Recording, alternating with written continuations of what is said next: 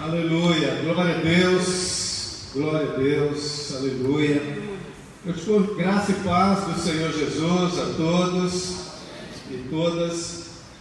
Te convido a abrir a Bíblia, Efésios capítulo 2, nós vamos ler verso 8, 9 e 10. Efésios 2, do 8 ao 10.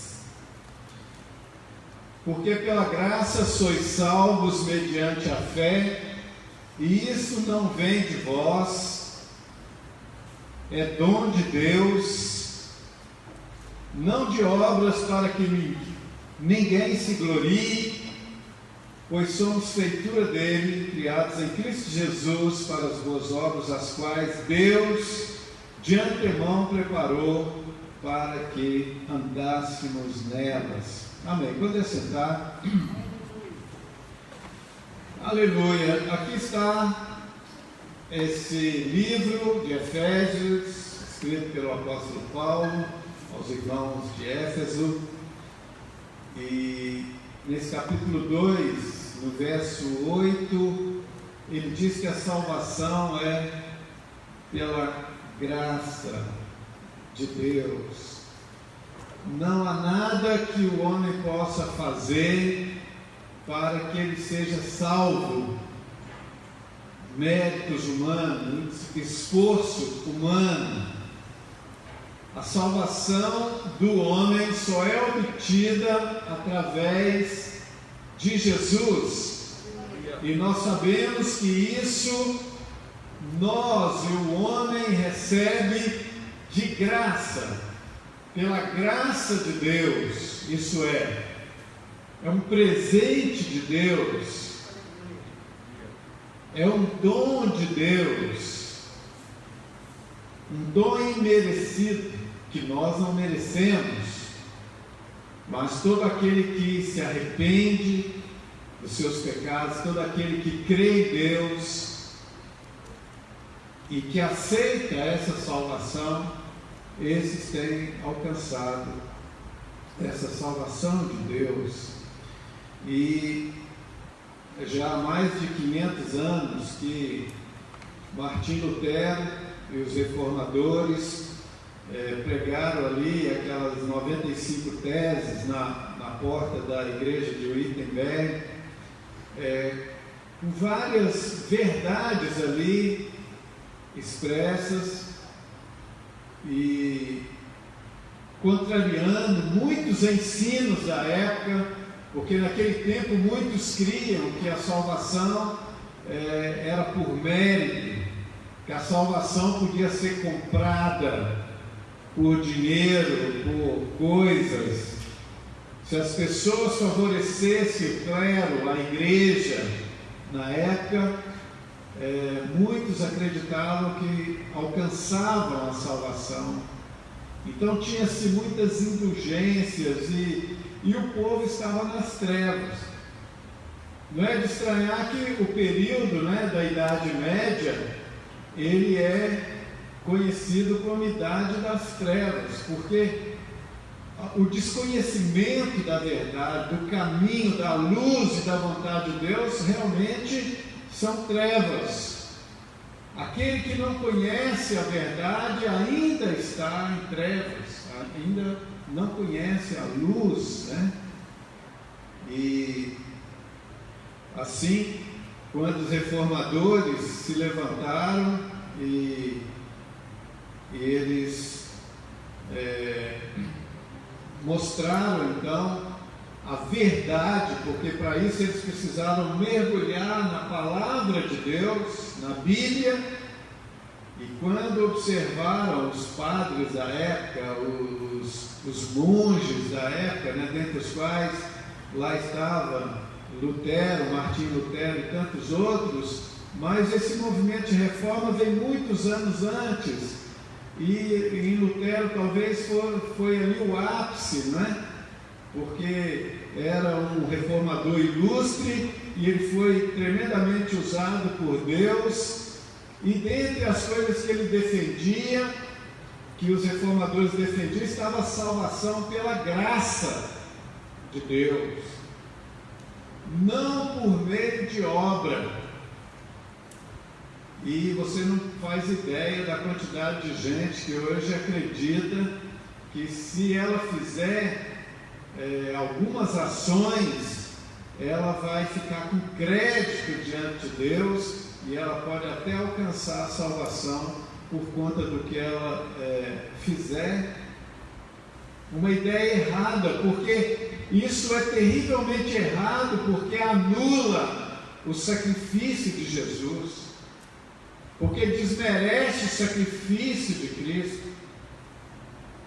E somente pelo sacrifício, pelo sangue, o derramamento do sangue do Cordeiro, o qual todos aqueles cordeiros do Velho Testamento, e é muito interessante, porque na Bíblia nós não vamos encontrar essa expressão, os cordeiros, mas sempre o cordeiro, porque em última análise, todos os cordeiros do Velho Testamento falavam de um único e verdadeiro cordeiro, que é Cristo. E João Batista, o último dos profetas, ele pôde dizer: eis o cordeiro, é esse que tira o pecado do mundo. Ele está se referindo a Jesus. Então a salvação só pela graça, não pelas obras. Também a Bíblia, ela e somente ela, a única regra de fé e prática. Não tinha outros ensinamentos, ninguém deveria observar outros ensinamentos ou ignorar a Bíblia, porque cria-se, enfim, eram raríssimas pessoas que liam, eram cultas e conheciam as Escrituras, né? Mas até pouco tempo atrás, até acreditava-se também, eu me lembro, quando eu era bem novinho, e as pessoas falavam: olha, não lê muito a Bíblia não, senão você vai ficar doido. Quem já não ouviu isso, né? Você não pode estudar muito a Bíblia, senão você vai pirar. E assim muitas pessoas ignorantes desconheciam a verdade e ficavam nas trevas, ou buscavam outras doutrinas, outros ensinamentos que não a palavra de Deus. E uma terceira coisa também importante que os reformadores defendiam, que o sacerdócio universal para os salvos, né? Ele era, qualquer crente em Deus, ele era uma nação santa, alguém escolhido, alguém salvo, que fazia parte do corpo de Cristo, dos salvos, e ele não era dependente, né, do clero, não era o clericalismo, né, mas agora qualquer pessoa crente em Deus, através de Jesus Cristo, salvo e que tivesse Cristo reinando no seu coração, essa pessoa, ela fazia parte do reino de Deus, do povo de Deus, da igreja do Senhor, e não uma declaração de um clero, um documento que alguém recebesse de uma autoridade eclesiástica. E Paulo, escrevendo aos Efésios, isso tudo aconteceu aí por volta do ano de 1500, essa reforma, mas acontece aqui nos primeiros séculos. Aqui no primeiro século, né, antes do ano 100, o apóstolo Paulo já tinha escrito aqui essa carta aos Efésios, e ele disse essa palavra aos crentes de Éfeso: pela graça sois salvos mediante a fé, e isto não vem de vós, é um dom de Deus. Não vem de obras, para que ninguém se glorie diante de Deus. Então não tem nenhum homem, por mais obras que ele faça, que essas obras, essas ações possam salvá-lo, porque isso anularia a graça de Deus. E nós sabemos que não é assim. A palavra diz que é pela graça que nós somos salvos, por meio da fé. E isto não vem de nós, é um dom de Deus, e não de obras para que ninguém se glorie. E continua o verso 10: pois somos feitura dele, criados em Cristo Jesus para as boas obras, as quais Deus de antemão preparou para que andássemos nelas. Aqui eu quero falar um pouquinho, porque eu quero aqui defender a salvação pela fé, porque ela é real, ela é verdadeira. Não há salvação sem a fé, sem a graça de Deus, né? É pela graça que nós somos salvos, quando nós cremos em Jesus. Mas o apóstolo diz aqui, na sequência dessa verdade, que nós somos feituras de Deus, isso é criação de Deus, ou criatura de Deus, e criados em Jesus. Então Deus nos criou em Jesus, Ele nos fez em Jesus, e nós fomos feitos e criados por Deus, segundo Paulo aqui no verso 10 do capítulo 2 de Efésios, para boas obras. Então, não é que nós vamos fazer boas obras para sermos salvos, mas é o contrário. Nós fazemos boas obras porque nós já fomos salvos pela graça de Deus através de Jesus. Não é fazer para alcançar, mas é porque eu já alcancei pela graça e misericórdia de Deus quando eu criei. Então agora, como um filho de Deus, um remido, um salvo, um liberto, um transportado do reino das trevas para o reino do Filho do amor de Deus, que é Jesus, eu preciso então fazer boas obras. Há um tempo atrás, não faz tanto tempo assim, eu preguei aqui sobre a necessidade de todo cristão fazer boa obra. E pode parecer que para muita gente é até uma coisa assim que beira até uma certa heresia, porque na cabeça de muita gente já fica assim: mas não é, o negócio é pela fé, o negócio é pela graça de Deus, tem nada a ver com obra. Mas está escrito aí: nós alcançamos a salvação pela graça de Deus mediante a nossa fé nele, mas Deus nos criou com um propósito. Está muito claro aí no verso 10: fomos criados em Jesus para as boas obras. Então nós podemos ver como anda as boas obras na nossa vida. Eu conheci uma irmã, eu não sei nem se eu posso chamar de irmã, porque eu fiquei tão chateado com ela. É uma mulher rica, não é daqui não, né? Precisa ficar tentado em descobrir quem é. Não mora aqui, mora muito longe, aliás, e muito rica, muita grana, muito dinheiro, e dizia que cria no Senhor, mas não tinha coração para com o necessitado, não tinha dó do carente. E uma vez ela me falou: olha, eu não dou esmola para ninguém, eu não ajudo ninguém. Eu fiquei olhando para a cara dela e pensando: meu Deus, será que essa mulher é convertida? Será que essa mulher nasceu de novo? Será que ela entendeu que ela foi criada por Cristo Jesus, se é que foi, para as boas obras, as quais Deus de antemão preparou para que nós andássemos? Veja bem, Deus preparou as coisas para que nós andássemos nas boas obras. O nosso andar, o nosso caminhar, o nosso viver, o nosso testemunho, a nossa vida prática de fé, ela tem que ser acompanhada de boas obras. E se os ímpios fazem boas obras, as pessoas não crentes, né?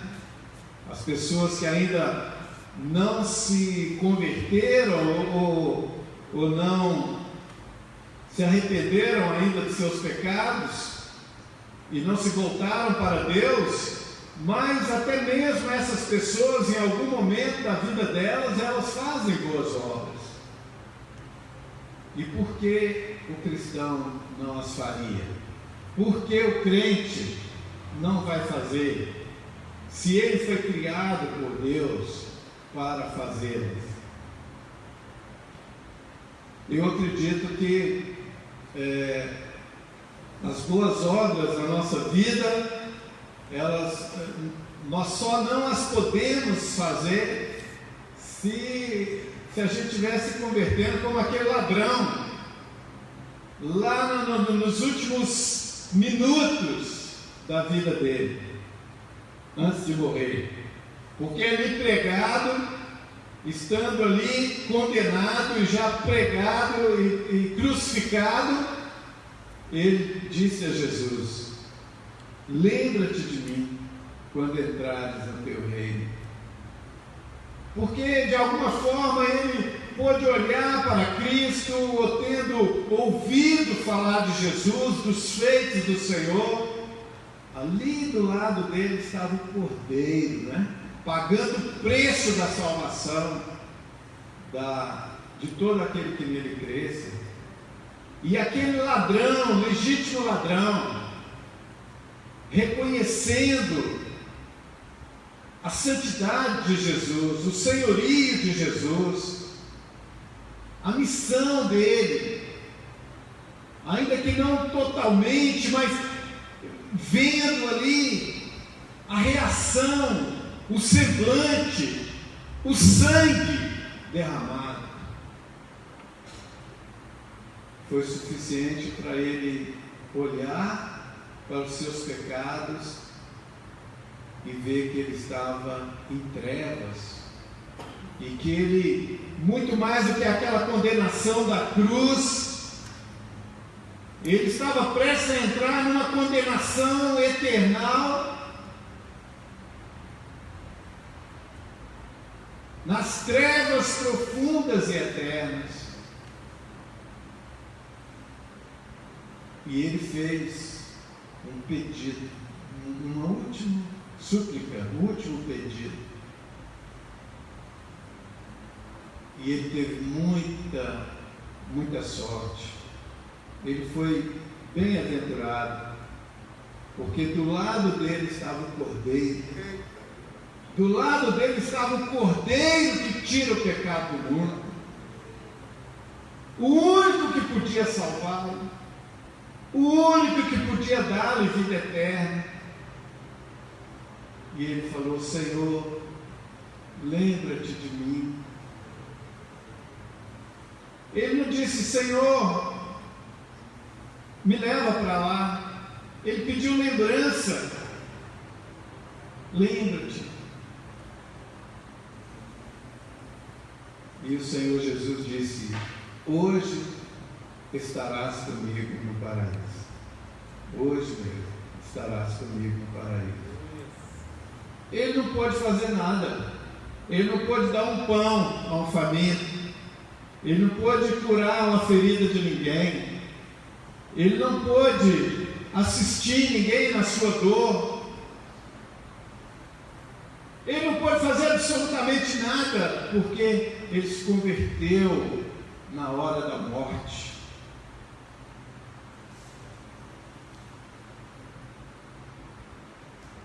Mas a grande maioria, quase a totalidade dos que creem, não creem na hora da morte. Creem pela misericórdia, pela graça de Deus, muito antes disso. Então todo esse período, até a nossa partida desse mundo, é um tempo que Deus nos concede para testemunhar da sua glória, do seu poder, da sua graça, da sua misericórdia e da sua salvação.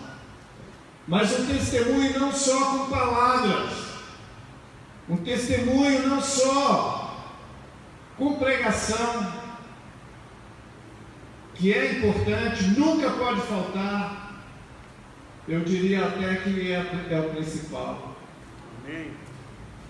Mas também com testemunho de vida, com testemunho de vida prática, como alguém criado em Cristo para boa obra, para as boas obras, está no plural, as quais Deus de antemão preparou para que nós andássemos nelas. E isso é muito interessante, porque sem querer julgar ninguém, quem somos nós? Deus não constituiu juiz, né? Ainda não, mas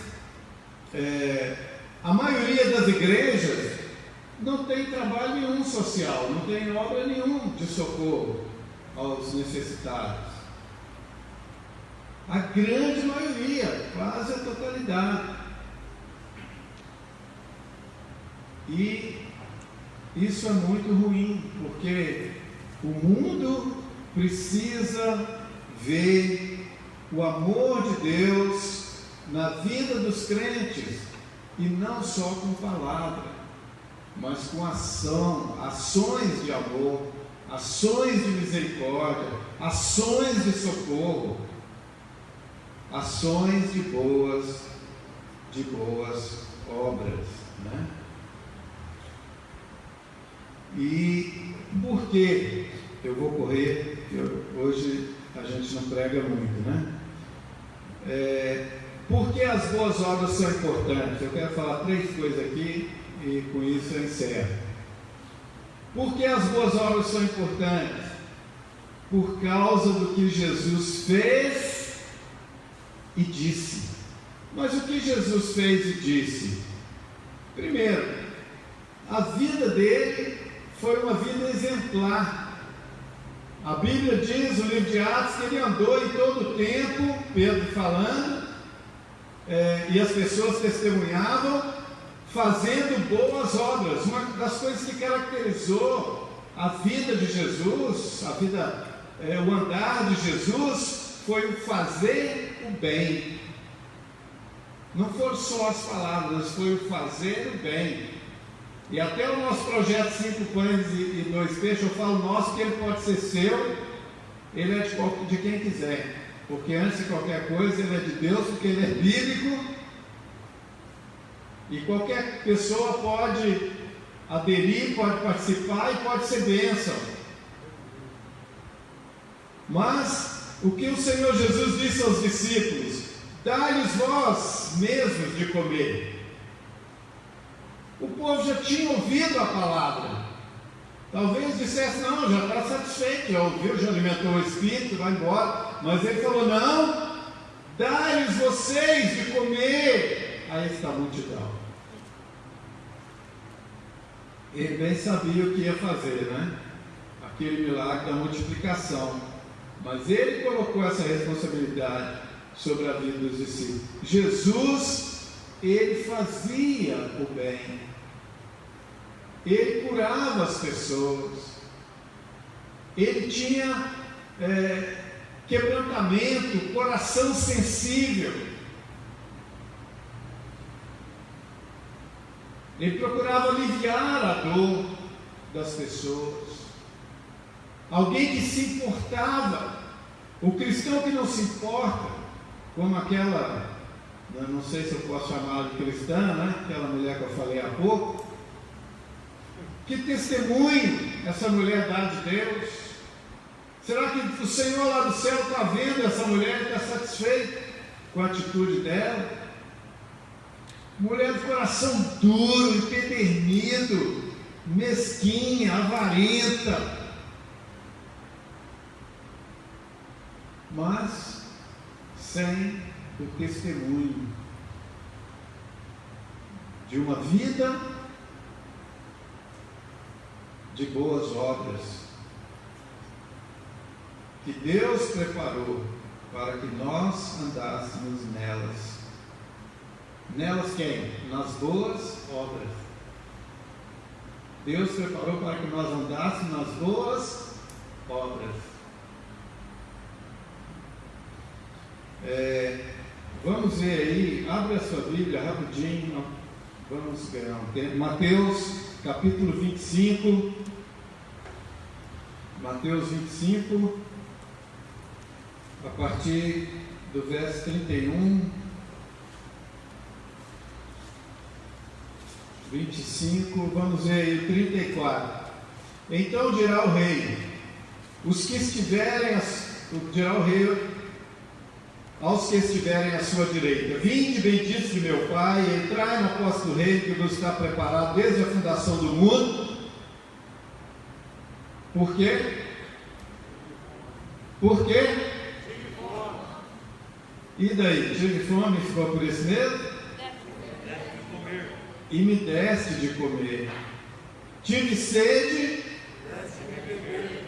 era forasteiro, estava nu, estava enfermo, estava preso.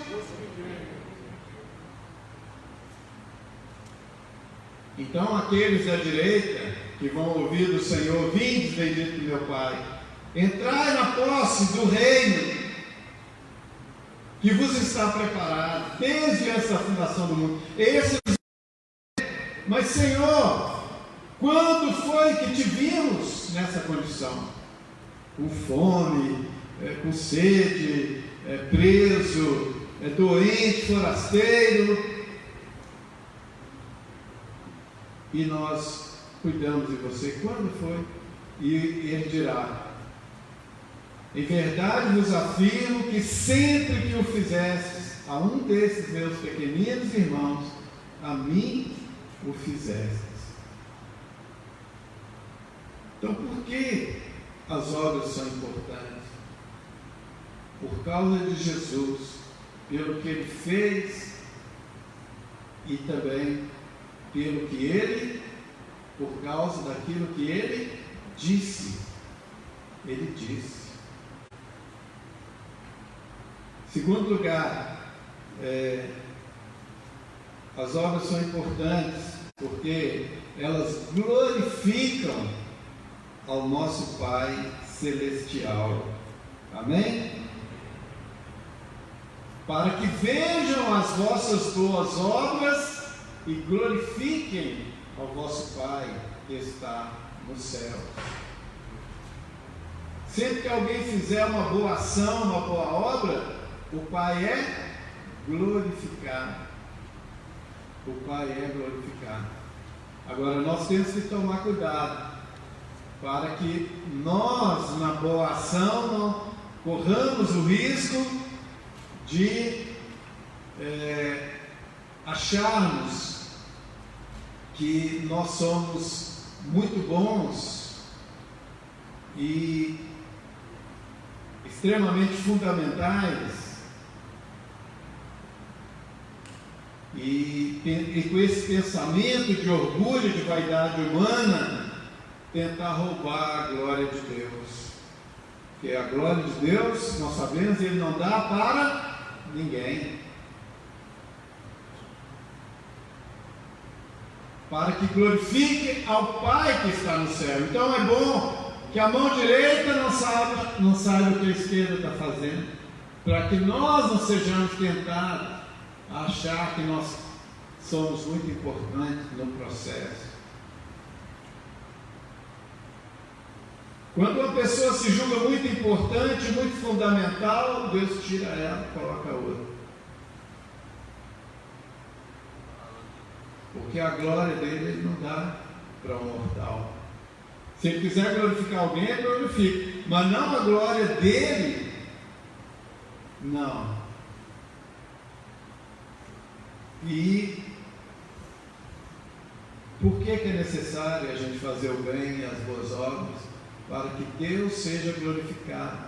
Tem muito crente que o Senhor não é glorificado na vida dele, não tem obra nenhuma, não tem misericórdia. Às vezes ele pode ver o outro gemendo, sofrendo, e ele vai passar, não vai nem atinar. Como aquele sacerdote, aquele levita, diante daquele meio morto na beira do caminho. Fingiram que não viram. E só o samaritano teve compaixão. Sem compaixão, nós não podemos fazer boas obras. Então, o que tem que nos motivar nas boas obras é o amor a Deus. O amor de Deus é derramado nos nossos corações pelo Espírito Santo que nos foi dado. Amém? Amém? Quem tem o amor de Deus no coração recebeu do Espírito Santo. Para quê? Para fazer o bem, para ajudar as pessoas. E nessa ajuda, nós temos um ministério lindo, né, que é o Ministério de Recuperação, pesado às vezes, difícil às vezes, mas muito bonito. E às vezes dá vontade de falar para algumas pessoas: olha, não dá mais, vai tentar em outro canto, vai procurar uma outra casa, vai procurar uma outra igreja, hein, pastor Samuel?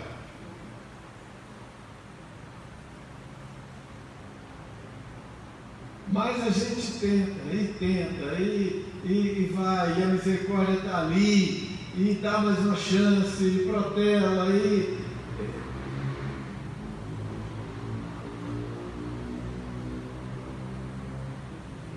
e muitos desses, Deus vai operar grande libertação, grande cura e grande salvação. Grande salvação.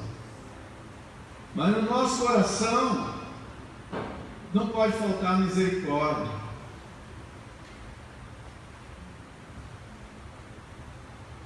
E essa misericórdia, esse amor,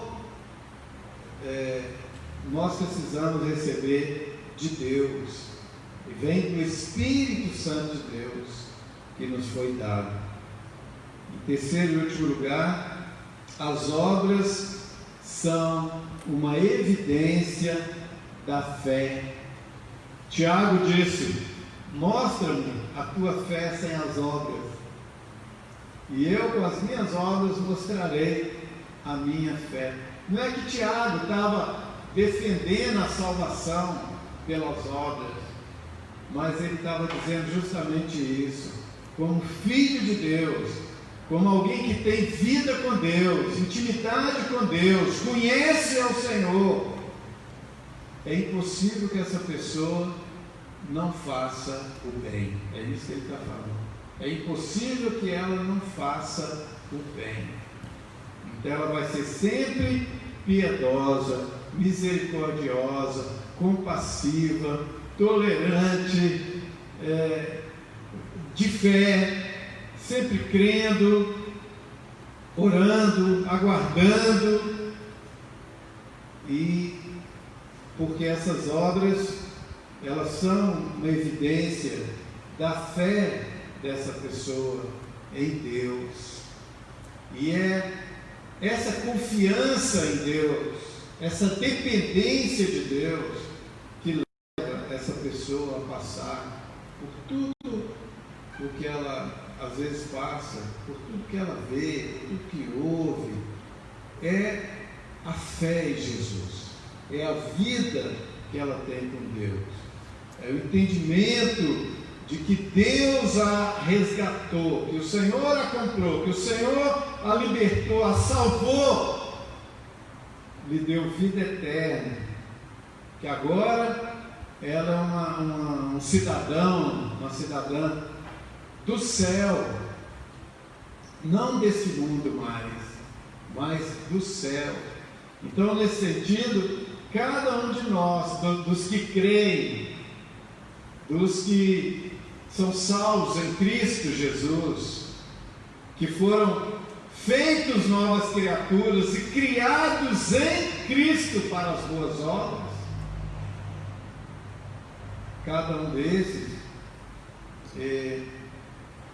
está manifestando a glória de Deus, deve manifestar a glória de Deus em uma vida prática, em uma vida de boas obras. A fé viva, ela produz boas obras.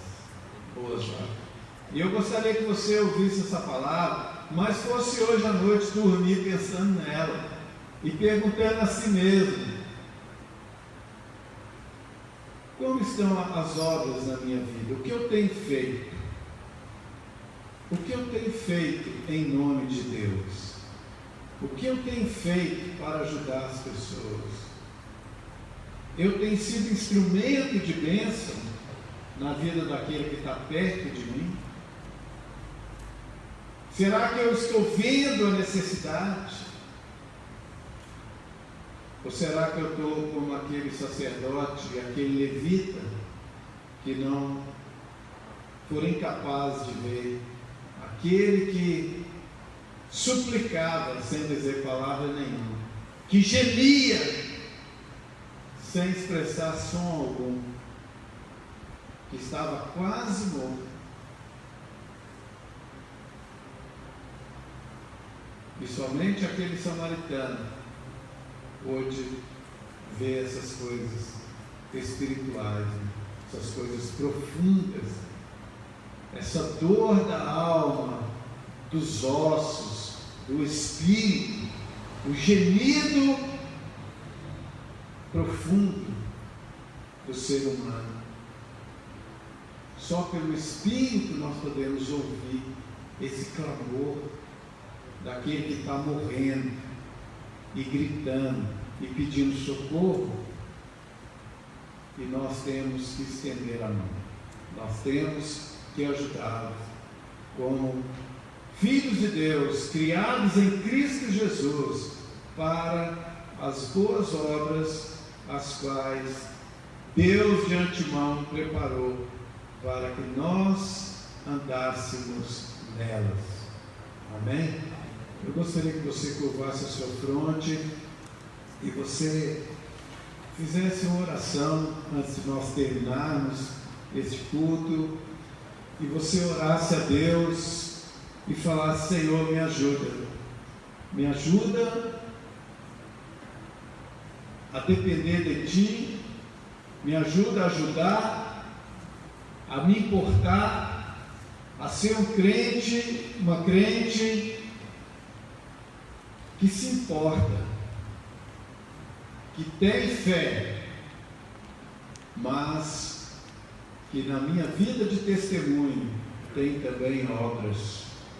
Que eu seja uma bênção na igreja, quanta necessidade na igreja, que eu seja uma bênção, que eu me apresente, que eu seja uma bênção na tua obra, que eu seja uma bênção na obra da pregação, na obra missionária, que eu apoie, que eu ore, que eu incentive, que eu contribua, que eu participe, que eu veja, que eu ouça os clamores daqueles que gemem pedindo socorro, que eu ouça esses clamores e eu seja usado por Ti, Senhor, para abençoar essas vidas, para ajudar essas pessoas, que eu seja um ganhador de alma, um cuidador, um discipulador, alguém que vai acompanhar, que vai caminhar junto e edificar vidas no altar de Deus, para a glória de Deus. Ajuda-me, Senhor, faz de mim um cristão verdadeiro, genuíno, criado em Ti, para estas boas obras, as quais o Senhor mesmo preparou, para que nós andássemos nelas, em nome de Jesus. Aleluia. Glória a Deus. Vamos ficar em pé. Glória a Deus. Deus abençoe a sua vida, em nome do Senhor Jesus. Amém? Quantos aqui querem ser um instrumento nas mãos de Deus? Quantos são criados em Cristo para as boas obras? Todos nós, pela graça e a misericórdia de Deus. Que o Senhor nos ajude. Agora, se você orou em verdade, Deus vai te dar a oportunidade de exercitar essa boa obra. Então esteja atento, esteja vigilante, para que Deus use a sua vida, que você seja um luzeiro, um farol, que você seja sal da terra, que você ajude, que as ações da sua vida glorifiquem o Pai Celestial, a sua fé, o seu testemunho, a sua pregação, o seu trabalho no reino de Deus. Amém? Seu trabalho no reino de Deus. E nós temos que ser vigilantes e apercebidos, porque se tiver arrependimento lá na glória, vai ser esse, de que muitos vão falar: por que eu perdi tanto tempo? Por que eu não remi o tempo? Por que eu não aproveitei as oportunidades? Por que eu não vi o clamor daqueles que gritavam perto de mim? Peça ao Espírito Santo que te ajude. Peçamos ao Espírito Santo de Deus. Amém? Glória a Deus. Deus abençoe a sua vida. Vamos trazer os nossos dízimos e ofertas enquanto louvamos ao Senhor. Traga sua oferta, seu dízimo, cultuando a Deus com aquilo que Ele coloca na sua mão, em nome do Senhor Jesus. Eu te chamei, apesar do passado.